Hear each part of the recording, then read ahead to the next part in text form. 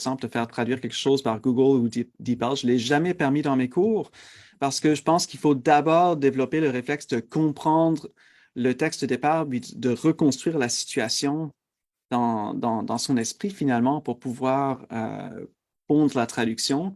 C'est sûr que si on a la TAN en plus, puis on a cette rentrée neuronale, il faut vraiment d'abord avoir acquis cette compétence de reconstruction de la situation pour pouvoir bien utiliser ces outils-là, les utiliser à bon escient. Sinon, ben, on peut tomber dans le piège de très facilement reproduire des mauvaises structures ou des incompréhensions. Donc, plus important que jamais, à mon avis, là, de prendre le temps de lire le texte source. Puis c'est intéressant, même je parlais à un groupe d'experts sur la post-édition. Puis c'était tous des traducteurs et des réviseurs très, très bien connus. Puis ils s'entendaient sur le fait que aujourd'hui, c'est ça, on lit d'abord la sortie machine, puis après on compare avec l'original. Sauf que Sauf qu'il est plus important que jamais de lire le texte source à quelque part. Puis c'est intéressant de voir dans l'ouvrage magistral de Brian Mossop sur l'autorévision, il recommande par exemple de lire le source en paragraphe quelque part dans la séquence. Peu importe si c'est le début ou à la fin, c'est important à quelque part de lire le texte qu'on traduit pour vraiment pouvoir se reconstruire la situation puis de quoi on parle.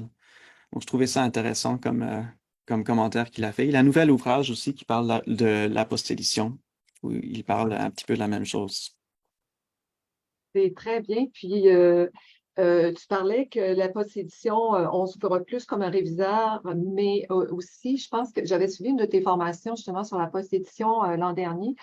Et au lieu d'accélérer aussi, parce qu'on est moins payé, là je parle pour les pigistes, on est moins payé parce que, je dirais sous prétexte, entre guillemets, que le donneur d'ouvrage nous remet une version déjà pré-traduite, mais en réalité, ça nous ralentit parce qu'on a le texte, ça dépend de comment on travaille, mais on a la version sous les yeux qui nous est imposée.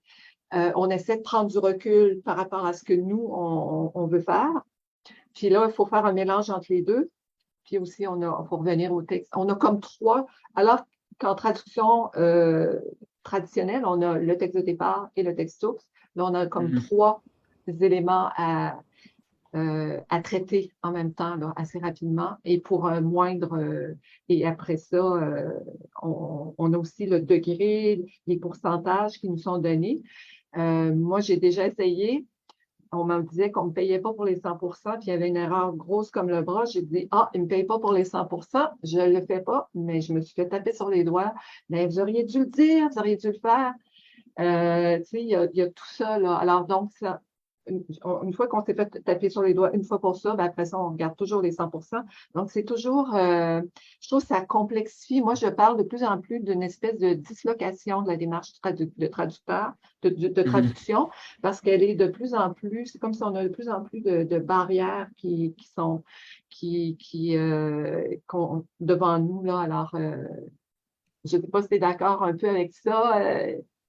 C'est un enjeu assez important. Moi, je vais être très, très franc et direct avec vous. Moi, avec mes clients qui sont des clients directs, donc moi, je ne travaille plus pour les agences à l'heure actuelle, mais je l'ai fait longtemps.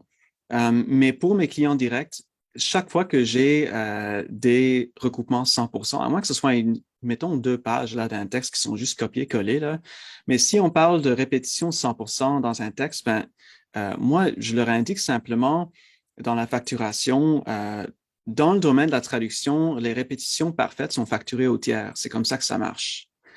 J'ai jamais une fois eu un client qui m'a dit non, on vous paye pas pour les répétitions exactes.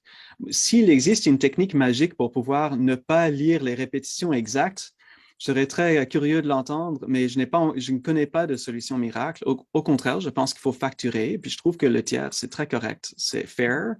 Ça représente bien le travail qui prend moins de temps que la traduction. Finalement, c'est plus de la révision. Puis d'ailleurs, je l'avais lu dans un ouvrage par un réviseur qui disait la même chose, que les répétitions parfaites s'apparentent vraiment à la révision. C'est la révision finalement. c'est plus de la traduction, c'est la révision. Donc, on devrait facturer la révision. Et comment on facture la révision? Généralement, c'est le tiers de Exactement. la traduction. Exactement, c'est ça. Donc, moi, c'est comme ça que je le présente. Je n'ai jamais une seule fois eu un client qui n'a pas été d'accord avec cette approche. Oui, Donc, Lise? Oui, ben, je pense qu'il faudrait que tu fasses une distinction, par exemple, entre les 100 et les répétitions. Ce n'est pas la même chose. Hein? Un 100 ça vient de la mémoire de ton client. ouais, Là, c'est C'est vraiment ça. de la Non, révision. non, Une c'est vrai. répétition, c'est autre chose, à mon avis. Là, quand toi, tu as fait toi-même ton texte, puis ça se répète, ben, normalement, mhm. tu t'es bien relu, puis tu n'as pas à retoucher à la répétition ensuite. Là. C'est ça, sauf que ben, ça dépend si vous recevez, mettons que vous recevez un texte à traduire pour une agence, puis il y a des parties qui sont comme tu dis, ce sont des répétitions exactes, puis ils sont locked dans la mémoire, mettons, qui sont Ah ouais, verrouillés. ouais. Ben, c'est une chose, il y a des fois qu'on ne peut rien faire, mais tout ce que moi je peux vous dire, c'est que dans le marché privé, quand on a des clients directs, les gens comprennent l'enjeu puis ils n'ont pas de problème à payer le tiers. Euh, Dès qu'on travaille pour une agence, on va recevoir parfois des correspondances parfaites comme ça, puis ils vont dire, ben ça c'est déjà traduit, donc touchez-y pas. Sauf que, comme Sylvie l'a dit, ben, il faut quand même comme vérifier le contexte. Donc, c'est là que ça devient difficile. Dans les derniers contrats que moi j'ai fait pour des agences, j'ai négocié. Puis j'ai dit, voici ce que moi je trouve que ça vaut votre mandat. Voici ce que je suis prêt à faire. Puis quand ils étaient partants, puis ils ont dit, oui, on comprend tout à fait, Joachim, qu'il faut quand même vérifier tout ça. Parfait. Dans d'autres cas, ben, s'ils disent, non, on n'accepte pas ces conditions, on va aller ailleurs. Ben, d'accord. Je peux C'est pas ça. contrôler le comportement des autres, mais je peux contrôler comment moi je fais, comment je gère mon entreprise. Donc, Mais tu mais as tu as tout à raison, fait Lise. raison. Tu as tout Mhm. à Ouais, fait raison qu'il faut négocier avec nos donneurs d'ouvrage. Oui. Même si c'est des cabinets, ça vaut la peine de dire ce qu'on en pense. Puis... absolument. Exactement. Puis eux, parfois, ils savent pas comment faire la facturation ou ils ont plus ou moins une idée. Ils envoient ça au pigiste vite, vite. Mais si vous faites une proposition qui a de l'allure, puis qui fait du sens en contexte, des fois, ils vont dire, ah ben oui, c'est vrai. On reconnaît tout le travail que ça représente. On est prêt à trouver un compromis. Donc, c'est pas vrai que les agences, ils vont parfois faire croire un peu que parce qu'ils utilisent un système de gestion à un autre, que c'est comme ça, puis il y a pas de marge de manœuvre. Mais si on les approche, puis on leur dit, voilà ce que moi, je suis prêt à vous offrir selon le travail que ça représente réellement, souvent, ils sont prêts à faire des compromis. Donc, je sais pas si c'est vraiment une solution. C'est pas une réponse complète à la question, mais ça peut peut-être donner mon point de vue là-dessus. Un début de solution. Ouais, c'est ça. Le temps passe et puis j'aimerais aussi aborder avec toi un petit peu des formations qui s'en viennent, qui sont annoncées déjà sur ta plateforme et qui sont pour 2023. Qui parle, une que le titre m'a beaucoup accroché, qui est peut-être pas tout à fait en lien avec le thème d'aujourd'hui, mais on t'a avec nous, Joachim, alors j'en profite là. Hard-based pricing and price adjustments for translators. Est-ce que tu peux nous en Mhm. dire un petit peu plus long là-dessus? Oui, absolument. Mais en fait, quelle belle continuité avec la question précédente, parce que c'est vraiment ça. Moi, la manière que je vais présenter mon offre à mon client, c'est selon mes valeurs. Puis je vous dirais que ça a pris longtemps avant d'en arriver là. D'avoir assez de confiance en moi pour dire voici ce que vaut le travail, voici ce que je suis prêt à faire, voici ce que je suis pas prêt à faire. Mais pour arriver à vraiment avoir une approche basée sur les valeurs, ben, ça peut prendre du temps de savoir se positionner, puis d'établir ses valeurs. La raison pourquoi je monte cette formation, c'est justement pour donner des balises, des manières finalement de déterminer, puis d'expliciter c'est quoi mes valeurs à moi. Qu'est-ce que je fais moi finalement? Qu'est-ce que je suis prêt à accepter, à pas accepter? Puis, ça ne veut pas dire non plus que tout ce que je fais pour tous mes clients, c'est un prix très élevé, puis je n'accepte rien d'autre. Parce que moi, j'accepte parfois de faire des mandats qui sont moins rémunérés quand ça rejoint mes valeurs. Sauf que j'ai pris le temps de faire cet exercice et dire, c'est quoi finalement mes valeurs? Qu'est-ce que j'accepte? Puis un bon exemple, c'est les OBNL. Moi, ce que je fais, par exemple, c'est juste une piste, mais quand j'ai une demande d'OBNL qui rejoint mes valeurs, plutôt que dire, ben non, moi je facture 26 sous le mot, donc je n'accepterai pas votre demande à 20 sous, mettons, ou à 19, peu importe. Ben, je peux, si j'ai le temps dans mon horaire, ben, je vais dire, je suis très content de faire ce travail pour vous. Et voici le prix que j'offre au OBNL. Mais, chose très importante, dans la facture, je ne vais pas me dévaloriser et dire le tarif de Joachim, c'est 19 sous le mot. Au contraire, je mets le plein prix et j'indique dans une autre ligne le rabais que j'offre comme prix spécial pour les OBNL.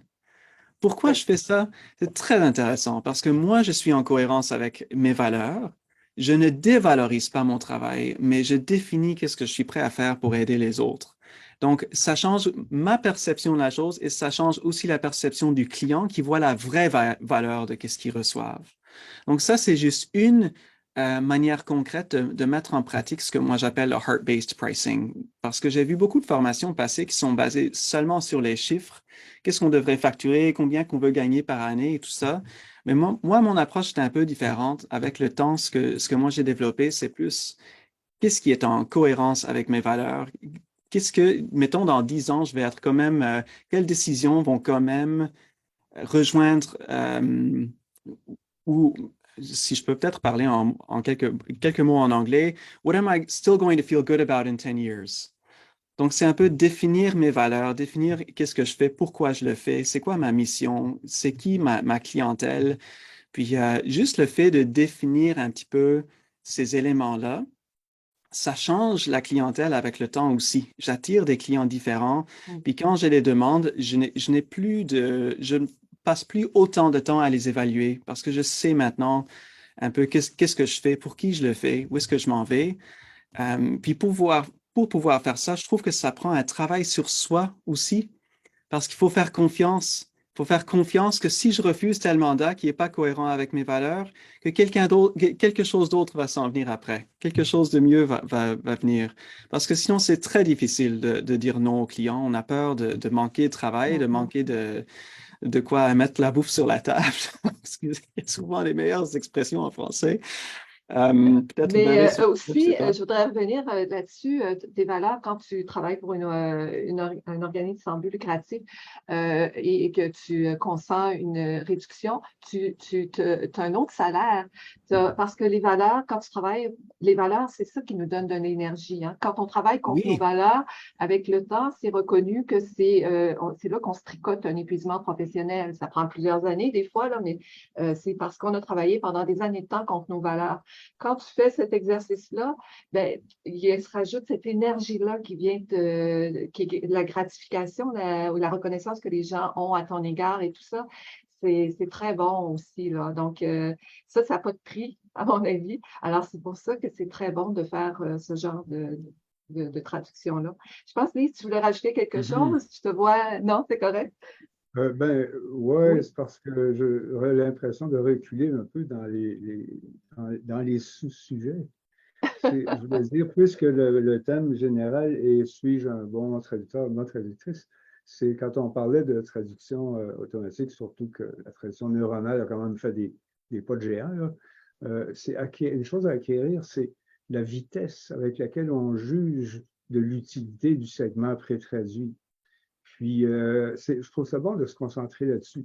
Puis, moi, j'utilise toujours, j'ai toujours l'impression de faire la promotion, mais l'inventeur de ça, je l'aime bien.